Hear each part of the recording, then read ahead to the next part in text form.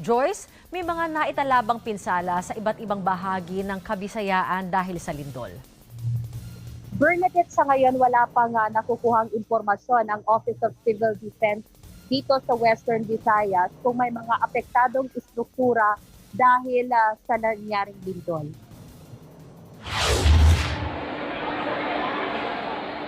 Nagsilabasan ng Iloilo Provincial Capital ang mga empleyado nang maramdaman ang pagyanig kaninang umaga. Sa car park area nagtipon-tipon ang mga empleyado pero sinusunod pa rin ang physical distancing. Matapos ma-assess ng Provincial Engineering Office, balik trabaho na rin ang mga empleyado. Lumabas din ang mga empleyado ng Iloilo City Hall. Si Nenita, may transaksyon sana sa Iloilo City Engineering Office. Isagdi ko sa auto, abi ko yung auto. Sabi niya, akala niya may gumalaw sa sasakyan. Kinabahan siya nang malamang lindol na pala. Si Mark, hindi rin nanatili sa bahay. Nagbuwa kami sa balay, dito sa balay naman. Nagbuwa kami dito. Sabi niya, lumabas sila ng bahay para tignan ang sitwasyon. Ang mga empleyado ng Social Security System at katabing opisina, mabilis ding nilisan ang gusali. Sa Santa Monica Parish, hindi naman nagpatinag sa lindol ang mga deboto at nagpatuloy lang sa pagdarasal ng novenaryo habang gumagalaw na ang chandelier sa simbahan. Nakuna naman ni Rodney ang paggalaw ng kanyang fish pond. Naman ang ulo ko. Ano ba? Habang si PJ Haen na videohan ang pagkakaroon ng maliit na alon sa Iloilo River habang lumilindol. Lumabas naman ang mga BPO employees sa kanilang opisina. Sa Haro, tila dinuduyan ang mga ilaw sa shop na pinagtatrabahuan ni Bayan Patroller Joan Marie Duco sa MacArthur Drive, Tabuk-Suba. Sa Pavia, nakuna ng CCTV na napahawak sa TV si Bayan Patroller Peter Lawrenceville Chavez.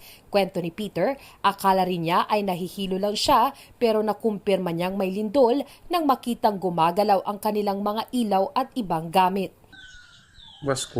Sa Uton, na-videohan ni Bayan Patroller Lito Cordova ang paggalaw ng kanyang mga hanging plants at nakasabit na bisikleta, pati na rin ang mga ilaw sa kanyang bahay sa Barangay Kagbang. Ayon kay Jerry Biona ng PDRRMO sa Iloilo, may pandemya man o wala, importanteng maging handa at may kaalaman sa kung ano ang dapat gawin tuwing may lindol. Preparedness is best for those who have the will, knowledge, and capabilities. Ibig sabihin na yung panghanda natin, number one, yung may willingness ka, may gusto ka na alam, gusto mo malaman kung ano talagang pagpaghanda laban sa pangkontra sa mga kalamidad. Wala namang nai-report na malaking pinsala sa Western Visayas ayon sa Office of Civil Defense Region 6 pero nag-abiso na ang OCD sa mga LGU na magsagawa ng assessment sa posibleng pinsala. Sa Aklan, malakas din ang naramdamang pagyanig sa Barangay Poblasyon, Bayan ng Nabas na navideohan ni Bayan Patroller Alfred Doma. Kitang nayanig ang mga paninda at tubig sa aquarium ng kanilang fish shop.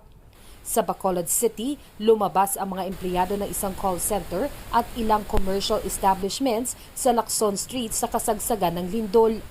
Naramdaman naman ni Bayan Patroller John Ray Tan Castillo ang lindol kaninang umaga sa Cadiz City, Negros Occidental. Sa video na kanyang nakuhanan, makikitang nasa labas na ang mga tao at pinakikiramdaman ang paligid. Sa Cebu City, nagsilika sa mga empleyado ng Kapitolyo sa Cebu kaninang umaga nang maramdaman ang mahinang pagyanig. Napatupad naman ang physical distancing sa kanilang pananatili sa labas, pero agad namang bumalik sa normal ang operasyon sa Kapitolyo. Sa Tacloban City, naramdaman ang pagyanig. May sinubukan pang nagtago sa ilalim ng mesa ng lumindol. Nakunan din ni Don Leandro Chu ang paggalaw ng mga gamit sa kanilang bahay nang maramdaman ang pag-uga. Dahil sa takot, lumabas sila ng kanilang bahay. Sa Palo Leyte, nakuha na naman ni Bayan Patroller Dan Carlo Pabruwalinan ang tubig sa kanyang aquarium na tila inuugoy ng duyan sa Barangay Campetic. Sa San Jose, Northern Samar, nasira ang bahagi ng dingding ng bahay ng pamilya ni Bayan Patroller William Rosima Jr. sa Barangay Balite.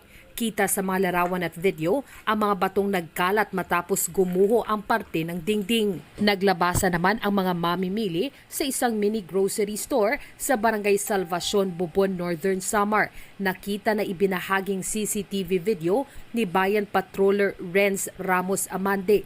Kitang malakas na umuga ang mga paninda sa loob ng tindahan at dali-daling tumakbo palabas ang mga tauhan ng grocery store at mga namimili. Wala namang naiulat na pinsala o nasugatan sa lugar. Bernadette, patuloy pang inaalam ng Office of Civil Defense kung may malaking pinsala pang naidulot itong lindol sa iba't ibang bahagi ng Western, Central at Eastern Visayas. Bernadette? Maraming salamat, Joyce Clavecillas.